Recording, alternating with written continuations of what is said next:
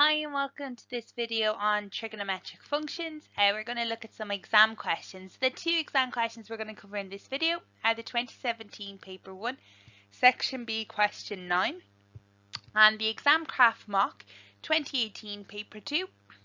It's from section B and it's question 7.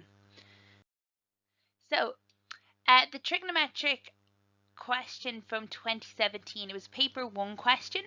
So despite trigonometry being predominantly a paper 2, functions itself is a paper 1 question. So we often see a crossover with trigonometric functions. So this is just the preamble to the question. Let's read through it and highlight anything that may be of interest.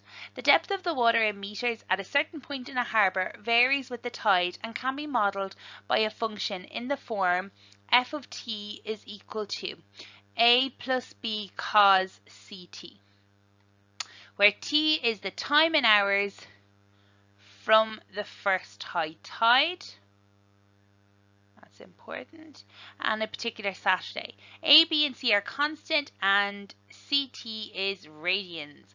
On the Saturday, the following was noted. The depth of the water at high tide is 5.5 meters. Low tide is 1.7 meters and high tide occurred at 2 a.m. and also at 2:34 p.m. So then we were given a graph and it says use the information you are given to add as accurately as you can labeled and scaled axes to the diagram below to show the graph of f over a portion of that Saturday. The point P should represent the depth of the water in the harbour at high tide on the Saturday morning. So putting in my graph, we get something like this. So the x-axis represents, let's write this in, time in hours since first high tide, which happened at 2 a.m. and high tide. And I've given there that we are talking about t equals 0 is 2 a.m. We were also given a maximum and minimum, so that point P is at 5.5, and we were able to make an axis based off that. The x-axis broken up into hours was based off the fact that we know that this point here is the second high tide, so it should be at around 2:34, which is about 12 and a half-ish hours after the first high tide, which ties into what we have here. So it was nice in the sense that the boxes were pretty standard. So 2 boxes represented 1 meter on the y-axis and 1 box represented 1 hour on the x-axis. So the next thing that I would suggest that you put into the diagram, I'm just going to take out my point has slightly moved here, is a midway line. Now the midway line, if we're talking about a normal function, and when I say a normal function, I mean sine or cos that has no transformations. So it's sine of x, cos of x. Our midway line is always our x-axis. It's only then when there is a transformation do we see that midway line changing.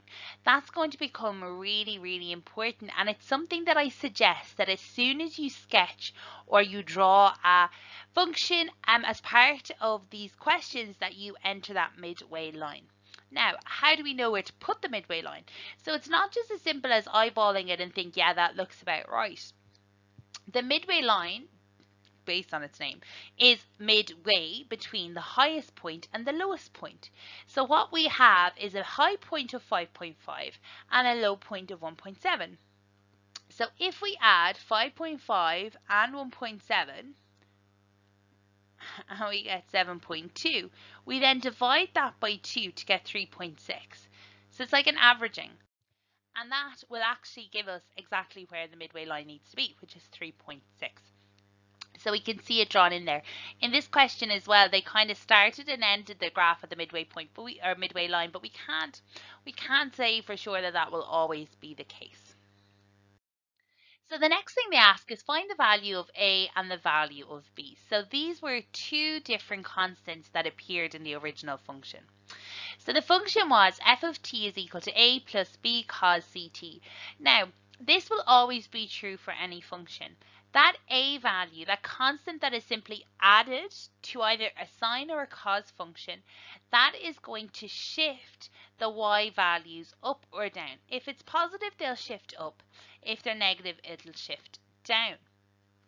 Basically, for our functions, that will always be how far has the midway line shifted up. So, or down, in this case, it has been moved up. So it's usually the x-axis, and we're asking how far has it been shifted up. If we had no a there and it was just b cos ct, that b would represent the range. So if it was 3 cos, we would know the range would be minus 3, 3. But that's only because the x-axis is the center line. There's like a symmetry there above and below the x-axis. Once we have a shift, that's no longer true. So instead, we can think of it as the amplitude or the height of each of the waves. So here's my graph again. I'll go through the letters and see if we can figure this out. A, how far is the midline being shifted up? Well, it should be the x-axis, which is here, and we're shifting it up like this. So I have added 3.6 to move it up, so that gives me my value for A. A equals 3.6. At B, the coefficient of cos is the amplitude or the height of the wave. So that's basically the distance between the midway line and the maximum height, or the midway line and the minimum height. For us, that's 1.9 meters. So you can work that out between 5.5 and 3.6, but that will give us the number in front of our sine, or in this case, our cos. So B is 1.9. These things tend to stump students a little bit, but once you have an understanding of where these come from, it actually isn't that difficult. A lot of this is just simply pulled from the graph. So part 2, show that C is equal to 0.5 correct to 1 decimal place. So again, here is my graph. Remember that we are now dealing with the function f of t equals 3.6 plus 1.9 cos of CT, and we're trying to figure out that C. That C is in front of the T, and it's part of the angle.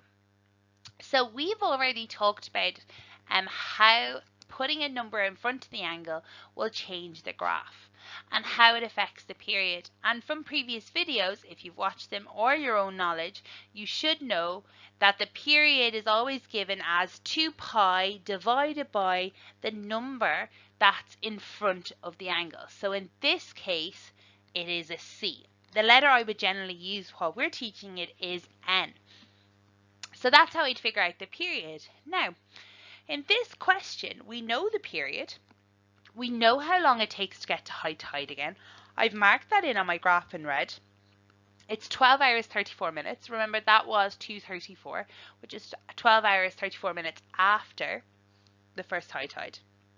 So rearranging this formula gives us, well, C, the letter we want, is 2 pi divided by the period. So that formula is a really useful little formula to be able to work with. Working with the period, it's important that it's not broken into hours and minutes like we have there. So instead, we're going to change that to hours. So it's 12 hours and then 34 over 60 minutes. Well, 34 minutes, which becomes 34 over 60 over 60 of an hour, and then we're able to work out that's 12.567. So we enter our formula, you get 2 pi over 12.567. And working that out, it gives you 0.499999, which is approximately equal to 0.5 as requested. So really important formula to know. This one can get you out of a lot of trouble very quickly. So this question can be done in another way using the function, but it's much longer. So if you can remember that formula, it'll be great. So the final part is use the equation f of t is equal to a plus b cos of ct to find the times on the Saturday afternoon when the depth of the water is exactly 5.2 meters. Give your answer correct to the nearest minute. So going back to my graph, I'm looking and saying, well, where's 5.2? And I've added in a line to see where roughly it cuts the axis. So It asks us to use the equation, not the graph, but I'm using the graph to give me a little bit of guidance. So here I can see I have 3 specific points. The first point is here, and that is roughly about an hour after 2 a.m., so by 3 a.m. That is not in the afternoon. So we have to be very careful. That is not in the afternoon. The second point is here, which is kind of about 11 hours after 2 a.m. And that's okay. So that's about 3 o'clock in the afternoon. And then this one here seems to be just before, where are we? So it's about 13, 14, just before 14 hours. So again, we're talking about 4 o'clock in the afternoon, maybe 3 something. So the 2 points I want are actually the second 2 points. So we're going to work with 3 specific points. So from the graph, notice that there are 3 times our f of t is equal to 5.2 meters, and we need to work with that. One of these appears within the second rotation. Remember, I hit my first rotation here. I completed there. So this third point is into my second rotation. So I'm going to need to do a rotation. So working through that, we start with the f of t with everything filled in. So I have my a, I have my b, I have my c. I then let that all equal to 5.2 because that's what I'm trying to solve. I rearrange this, so I bring my 3.6 over and then I divide by 1.9. Just be really careful. You can't add the 3.6 and the 1.9. The reason being that 1.9 is a coefficient of cos. So it's the same thing as having a 3.6 plus 1.9x. You couldn't add it in that case. So just because it's in front of the cos, don't do anything you wouldn't do in algebra. So when we work that out, well, before I work that out, I'm actually going to let 0.5t equal theta. So I'm going to solve this like we would usually solve an equation. This is your step-by-step like you would usually do it. The reason we substitute in a theta rather than 0.5t is to avoid getting our t too early. So that's going to give me cos of theta is 1.6 over 1.9. Don't forget the question to tell us radian. So before you do anything in your calculator, double check your calculator is in radian mode. And then we do theta is equal to cos inverse of 1.6 over 1.9. And theta is equal to 0.5696. So that's one answer. And I know there's going to be 3 answers, the last 2 of which I actually want. So how do we get more than one answer?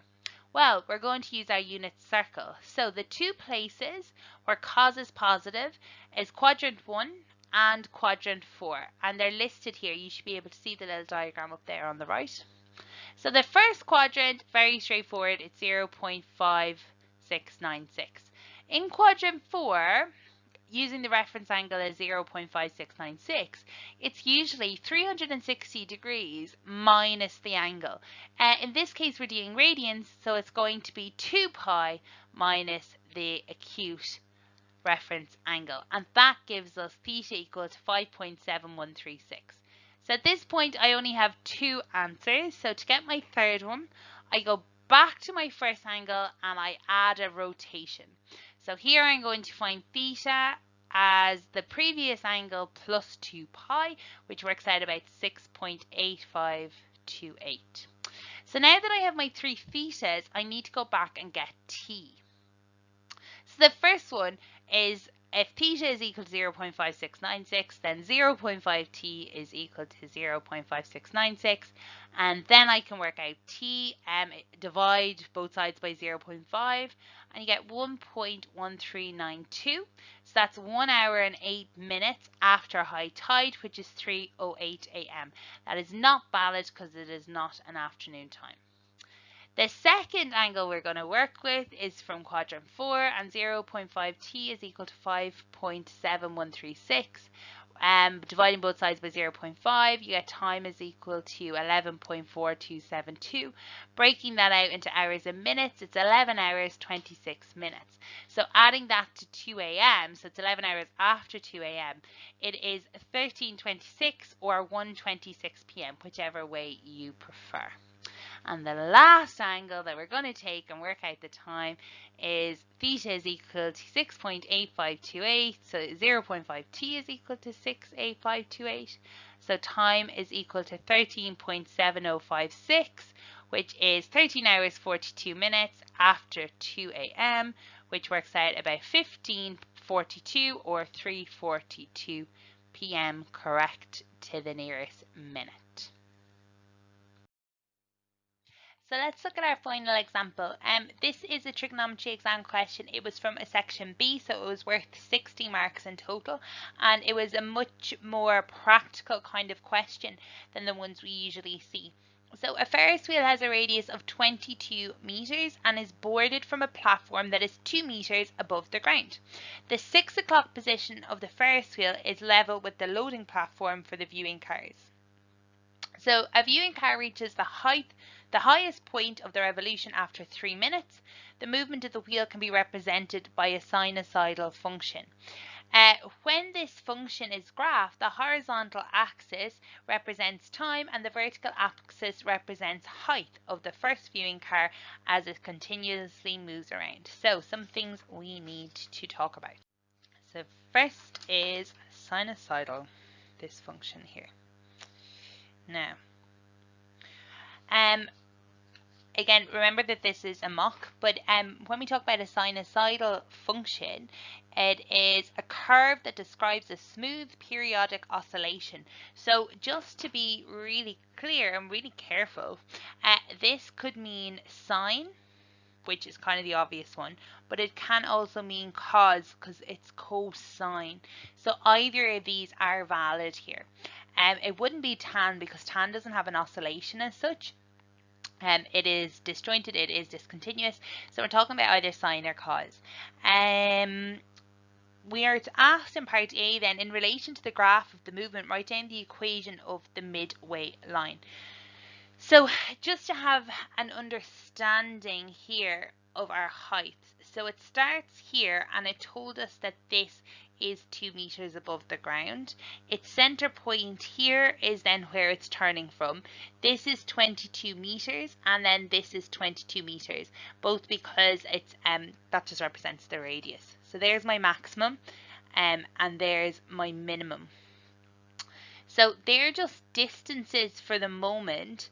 And if I was to think of these in terms of an actual number line, this here would be 2, this will be 24, and then this one here will be 46. So that gives us a better sense of where we are on the number line as opposed to distances. So it says, in relation to the graph of the movement, write down the equation of the horizontal midway line. So my midway line is going to go through here. And what is that equation? So it's a horizontal line, so the equation is a little bit simpler than ry equals mx plus c. Because it's horizontal, it's actually a constant. So it is a straight line, but it's a constant. It's a constant horizontal line, which means it's going to be in the form y equals and some value, so y equals 24. And really 24 meters, but they couldn't work with you. They couldn't dock you marks for that if we're talking about a function. So that is our midway line. So seemed a lot more difficult than it was. So part B, write down the range of heights a person will experience during one full revolution of the wheel. So this is talking about how high does it go and what's its minimum point. So we saw that the lowest point it is 2 meters above the ground and then the highest point is 46. That came, and they are both meters, and that came from our diagram on the previous page. So both of those parts are worth 5 marks. So then write down the period of the graph representing the movement of the wheel. So it tells us that it takes 3 minutes to get to the top, which means one full revolution. So one revolution is going to equal to 6 minutes. Okay, so our period is how long it takes for one revolution. So in this case, our period is simply equal to 6 minutes. Again, another 5 marks. So During mathematics class, two students are deciding on the type of graph that should be used to represent the movement of the Ferris wheel. Tom thinks the graph is a sine wave, while Joan believes it's a cosine wave. Do you agree with Tom or Joan? So basically, do we think it's sine or cosine? So the best thing to do here is to do some kind of sketch. So here is my Ferris wheel, here is my X and my Y axis. They told me that my Y axis is representing the height and the other is representing time. So when time is 0, we're starting at the bottom and we're moving up, up, up, up, up. So we're starting, here is my starting point. So what I get is something that looks like this. So it starts at 2 and it goes up, down, up, down, up, down. Now, what I would say about this particular question, if we go to the syllabus, it doesn't mention anything about the transformations moving up and down for the sine and cosine rule, or for the sine and cosine functions. It's good to see it, but I don't think this would be something that we would see on the paper. They specifically talk about this compression and the symmetrical movement.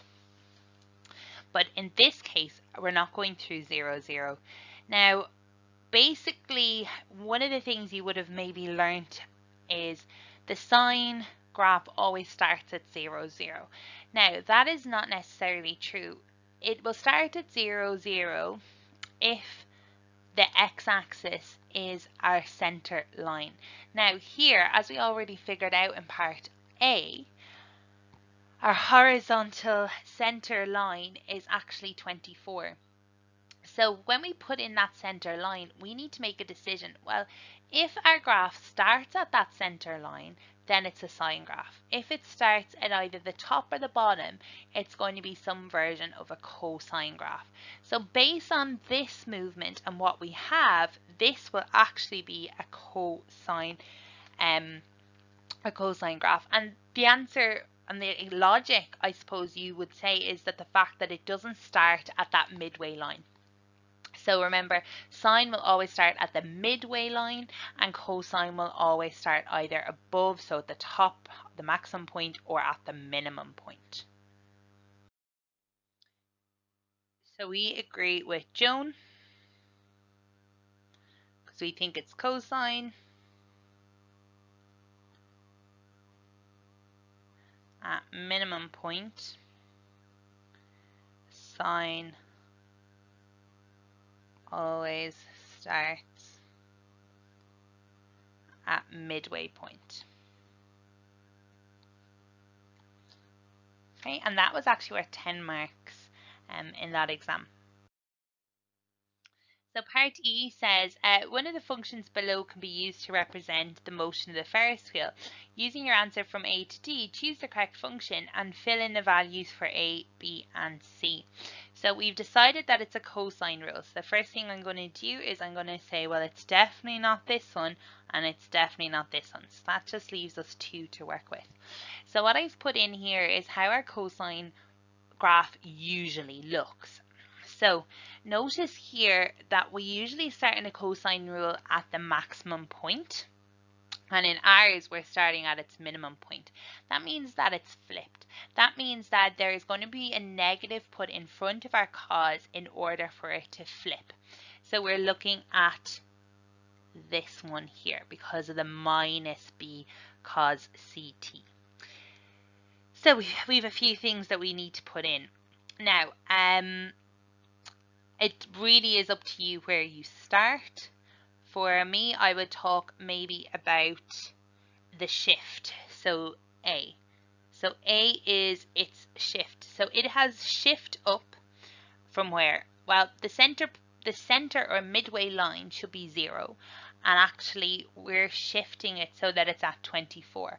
So actually this shift, this A added on at the start, is going to be 24. We want to talk about the amplitude, so actually just this height here.